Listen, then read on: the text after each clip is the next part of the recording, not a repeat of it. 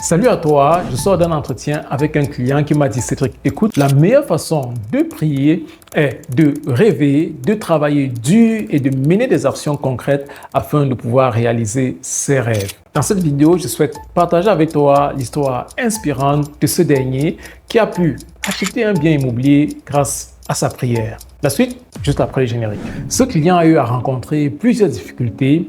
Tout d'abord, des difficultés financières, dans l'incapacité de bien gérer son argent avec des comptes à découvert.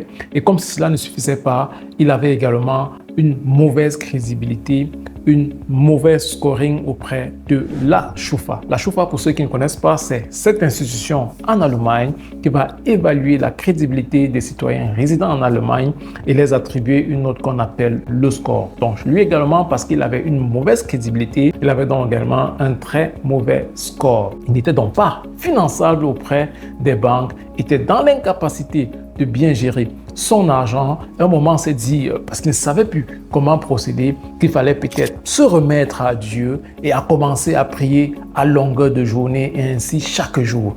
Il m'a dit, il s'est d'ailleurs plus ou moins, entre guillemets, affilié même à une église où il était chaque fois, où il rencontrait le pasteur et ensemble, ils priaient sur son sort. Sauf qu'après des semaines, après des mois, ça ne s'améliorait pas, mais son compte était toujours à découvert et il ne parvenait pas à décoller, il ne parvenait pas à réaliser un projet. À un certain moment, il s'est donc rapproché d'un conseiller, ce qu'on appelle en allemand un Vermögenberater. Il s'agit là donc pas seulement d'un conseiller financier, mais un conseiller en bâtiment de patrimoine qui lui a donc dit comment est-ce qu'il pouvait procéder afin qu'il puisse sortir de cette impasse-là et qu'il puisse réaliser concrètement des projets. Ce conseiller en bâtiment de patrimoine a appris à ce client tout d'abord